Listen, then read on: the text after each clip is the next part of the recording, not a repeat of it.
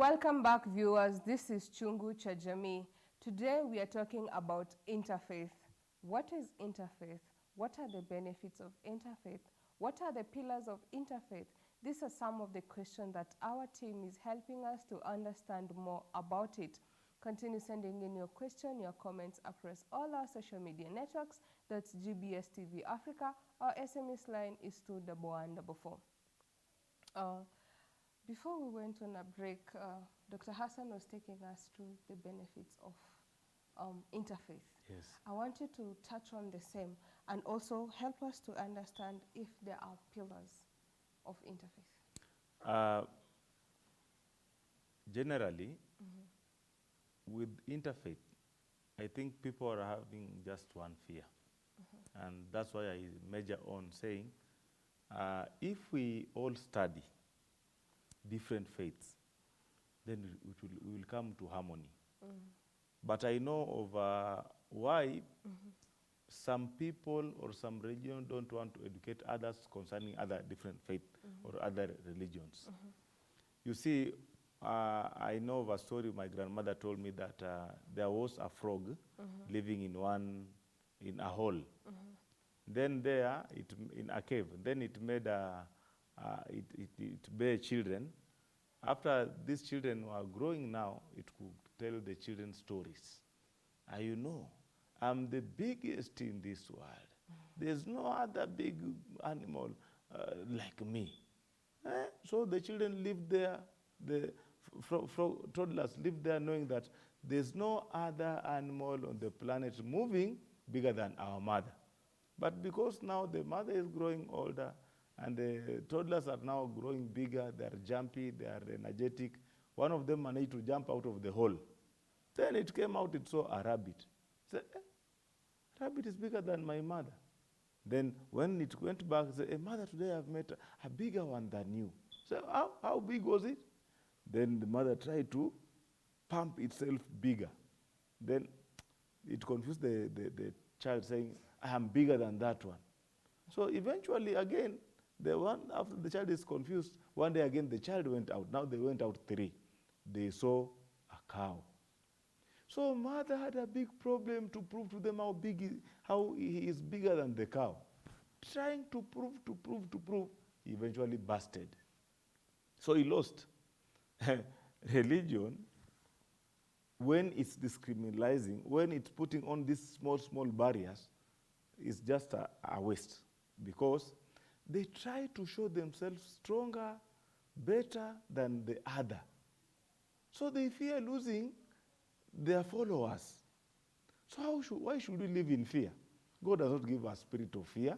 God gives us spirit of cohesion. Come, let us reason together. So in Interfaith, we welcome everyone to come and speak. Let us have dialogue. Call us where you want us to come. Then we shall speak out these ones, because study to show yourself approved. Because people are measuring on lack of studying. They don't lead them to study what they should study more, so they are capitalizing on that. But then we say like this, if we come in dialogue, we shall have a chance to read the Quran, a chance to read the Bible, a chance to read the Torah, all these books at our disposal. We shall read them, and then we shall have faith that will lead us into a place whereby our souls will be safe. If we don't do that, then it means some people are just marginalized somewhere. Hey, you know, we are the best faith. Don't look at them. Don't talk to them. Don't do business with them. Some people even today, I went in somewhere, then they say, you are a Christian? You cannot get accommodation here. Go away. Because I'm a pastor, I'm denied access to facilities that could have helped me as a man. Not me as a faith, me as a man. So we want to come up. We encourage such talks. We encourage such dialogues that we may come into unity. Even if you are doing business and I am not of your religion, but you need my money. Money has no faith. These earthly things have no faith.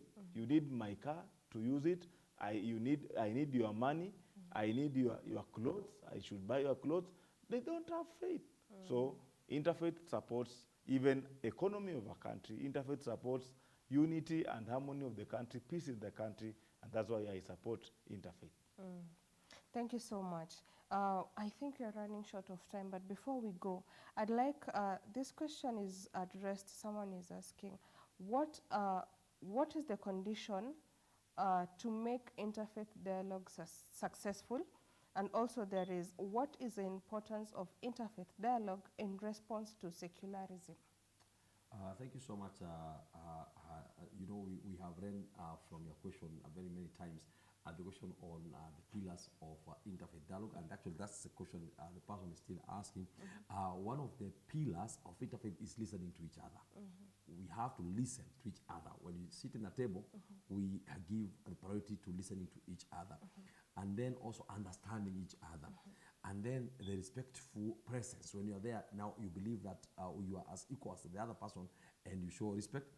And then you also show some flexibility and being open to issues. And then at the same time, you come up with self-critic and allowing criticism from the other person, a positive one. So those are the key pillars. Now, when you come to the other question it was on, what is the condition to make interfaith dialogues successful? we have already answered that. What is the importance of interfaith dialogue in response to secularism? Thank you. Now, you see, that's a very, very important question. And currently, there's a course I'm teaching at the University of Nairobi, Religion and Society. It's a common course, a DCC 209, which has many students. Sometimes that course goes up to 1,000 students. It is one of the courses taken by almost everyone at the University of Nairobi and many other universities. And that's one of the things I'm teaching them is the effect of secularism and globalization to society. You see, if Muslims and Christians do not work together, we will be faced by many problems. For example, currently, we are faced by the issue of LGBTQI+. If we Muslims and Christians don't sit together and say that our religions don't allow this, then you realize that some of our children will enter into this group. When they enter into this group, then we are affected entirely because our children go to same schools. Muslim students, a Christian student will go to the same school. So if we say that we leave this to Christians only to fight it, and Christians say that we leave this to Muslims only, you realize that your child comes home, John comes home looking like Mary, Hassan comes home looking like Fatuma, because he has gone to school, got the other boy, did other bad things to them, because you allowed to say that this is not my faith. You leave girls to do it, then you realize that Mary says that I want to marry so-and-so, who is a lady. Or Amina says that I want to marry so-and-so, who is also a lady, because we don't work together. But if we work together to condemn these issues together as Muslim Christians, you realize that everyone will listen to us. So it is time in Kenya we start having interfaith dialogue. It is time when the president calls people to State House, then he doesn't call only one faith. He must always call every people from all religions to the State House. When the state function, that has happened many years, and people have seen me leading prayers in almost 90% of the state functions. We have been doing it with other faith leaders. That way, we will go very far together. I'll conclude by saying that there's this time there was HIV and AIDS issue menaced in the world. And there was a lot of problems, especially in issue of condom use. And World Vision International tried to come to Kenya to explain about this. People were fighting them. But I told them, according to Islam, it is allowed for people in marriage, if one of them is HIV positive, they don't have to dissolve the marriage. They are allowed to use condom. But people are saying, no, Dr. Hassan, now you're becoming, many people call me Sheikh.com. That's what they call me. And that's why actually I decided to go to Google and come up with my own page, which is www.drhassankenya.com, so that I can answer questions from people globally. So you realize that when we say that, there are also some church leaders who are saying that condom is not allowed in the church. But then we ask ourselves one question. Do Muslim youth engage in sex, illegal sex? Do Christian youth engage in illegal sex? If anyone says no, then they're hiding somewhere. So you realize that they said yes. So So when they're doing it, what they say do, we say if they must do it, then at the particular time, let them use our protective measure. What I'm trying to say is that we can fight secularism together with the Christians very well if we all join hands together. If we don't do that, we will lose all our young men and women to secularism, where they'll say there's no God, when they'll say there are no values. And as we can see in the country currently, the greatest problem is the issue of lack of morals and ethics. Thank you so much for that. Maybe Pastor James, you can add on the same. You see, when a car, you find it on the road, are you surprised? But if you find a car on the railway line, is it in the right position? If you find the SGR, you find it on the road, is it in its place?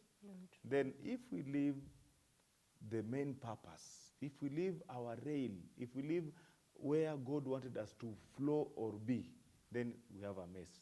That's what we call religion. Religion is faith in God, but then we have added something on top of our own. So our man's hand is there in that faith. Man's hand is there in that, what God had planned. That's where we bring a lot of mess. God never planned that we fail. God never planned that we live a bad life. But then man had put his hand there, so things are going haywire. You see, God wanted us to have even, to multiply. Then if we go that way, and then we don't fight that LGBTQI+, if we don't fight such, then how will we get more and more adding in this world? How will we get children? I like one leader, and then I'll not mention his name. Of course, the media has it. He said like this: if we find you, we'll put you in a room until you get pregnant. When we'll come out. I really support him. Of course, he's not using the Bible. But then in this manner, if every president embraces such, then my child Nelson will be safe. Where I live with fear. My Nelson is still in they say the grade 2. Maybe when he's grade 4, I don't know if he'll go one day to school. When come back, somebody has done something to him. I live in fear. Will my child be safe? Of course, I've grown up whereby those things were not there. But now they're coming up every day. They are becoming viral, and everything, it's fashion to do that, to have sex or to have sex with the same gender. People think it's fashion. People think that's now education. It's being done by the elites, by the rich. So people try to follow that trend. So I have a choice now to make, because I know the Bible. I know the Quran doesn't support that. But then, what about my child? Does he have a power to say no or yes? Will he grow in a society whereby everybody is like the order of the day? If they don't do it, they seem as if they're outdated. So we want, with Interfaith, we want to come out strongly to fight this nonsense, because it's not adding any value. You are born, not from the same gender. It was a different two opposite sexes, then you are a product of that. So we should embrace this. So Bible says, study to show yourself approved. Those who don't study, what's the mind of God? What's the will of God concerning this and that? How did God make us from the beginning? The one who was making a car knew it will use the road. So taking this car to the railway line, it's a mess altogether. So let's go back to the origin, to the where God had purposed us to be. So with Interfaith, with the IYF, mindset education, we want to all to bring this into, but then dialogue. We don't accuse, but then we want to embrace you and teach you. Of course, what can I do if it's a position, if it's a decision? But I believe if we can teach each other, then I show you one benefit, second benefit, third benefit, and then one disadvantage, 3 disadvantages. You also tell me the advantage of doing that. If it's nonsense, just for pleasure and nonsense, then we can come to dialogue saying, now let's go the best way. You are a car meant for the road. You are an SGR meant for the rail. Thank you. Thank you so much. We are really out of time. in less than a minute for the both of you, could you give us your parting shot? We'll start with you, Dr. Hassan. Thank you so much. Let us all work together in this world as the sons of Adam and love each other unconditionally for the prosperity and wellness of everyone in this world. Thank you. Thank you so much. Pastor Alex.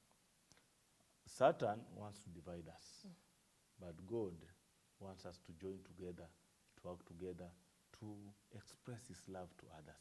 Welcome to such show. Welcome to such dialogue. Welcome so that we may have a chance together, that we may communicate, that we may have a love, unity, prosperity in our country, not only for you, but also for the generation coming. I'm James Masibo, a pastor loving you all. Thank you. Thank you so much, gentlemen, Pastor James, Dr. Hassan, for honoring our call and coming to help us to understand more about interfaith. I sure we've not exhausted everything. I feel that I have a lot of questions to ask. We have a lot of things to bring to the table to educate our people. For that, all of us can embrace interfaith. All of us can have harmony, peace, and love as a nation, as a people, as a community, because we are falling out of love. We are falling out of differences.